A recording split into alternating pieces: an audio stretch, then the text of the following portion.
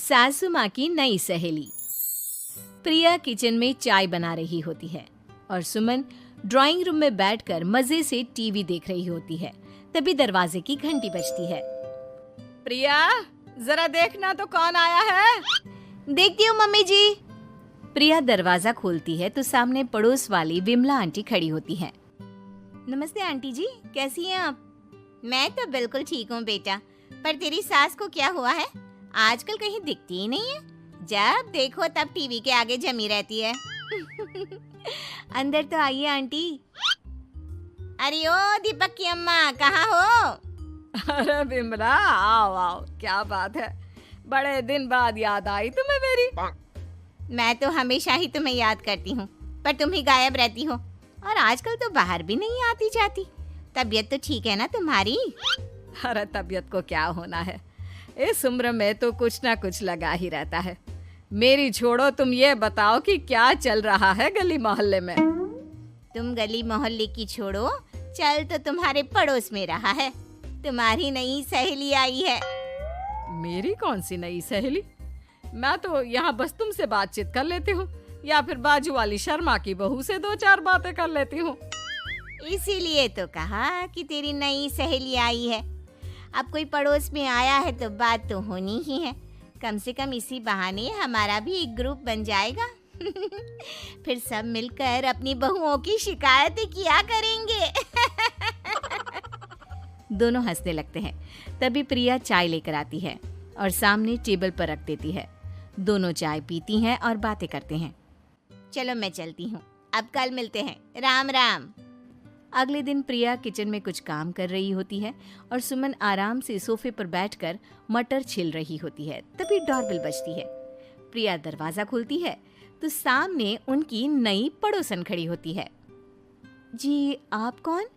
मैंने पहचाना नहीं। नमस्ते बेटा, मैं शारदा, आपके बगल वाले घर में अभी 2-4 दिन पहले ही शिफ्ट हुए हैं। ओह अच्छा। नमस्ते आंटी, अंदर आइए ना आप। देखिए तो मम्मी जी, आज कौन आया है।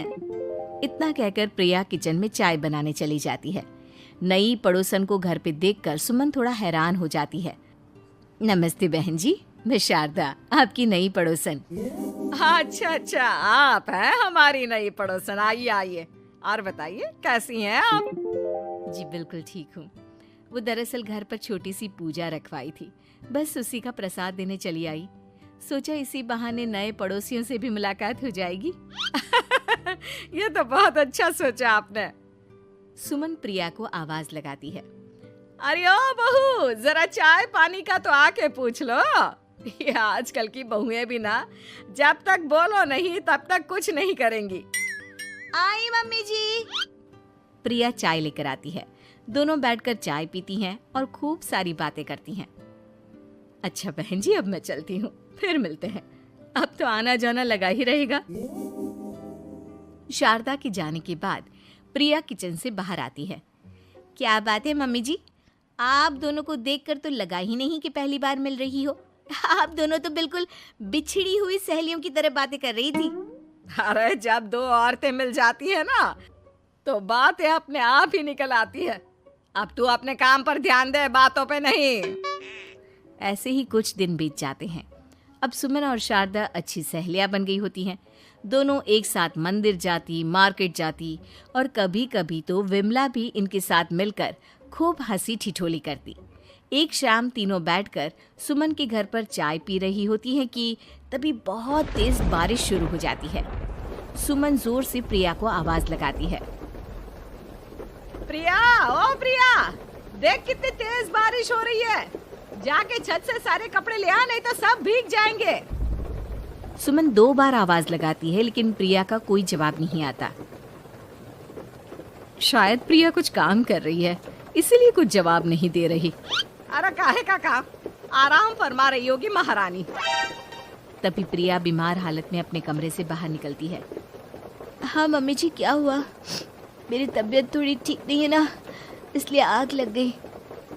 अरे सारे कपड़े भीग गए और तुझे सोने से फुर्सत नहीं है। सबके सामने सुमन के मुंह से ऐसी बातें सुनकर प्रिया उदास हो जाती है और छत से कपड़े उतारने चली जाती है। सुमन, ये क्या बात हुई?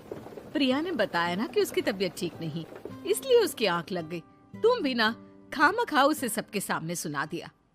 अरे आप नहीं जानती शारदा जी, कुछ बहुएं ना बहुत आलसी होती है, घर का एक काम नहीं करना चाहती। ऐसा नहीं है सुमन, तुम्हारी बहू तो बहुत प्यारी है, तुम्हारी सारी बात भी तो मानती है।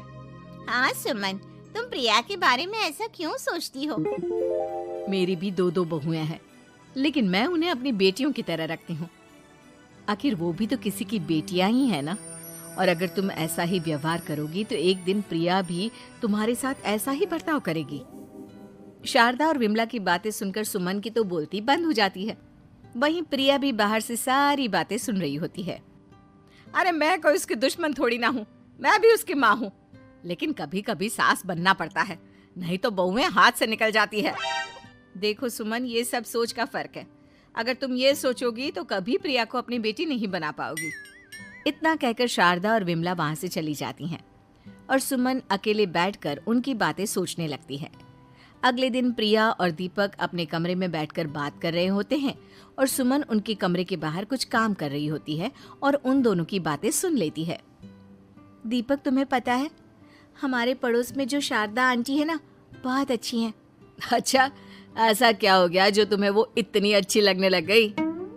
कुछ खास नहीं, बस कल जब मम्मी जी मुझे सबके सामने सुना रही थी तो शारदा आंटी ने मेरा साथ दिया।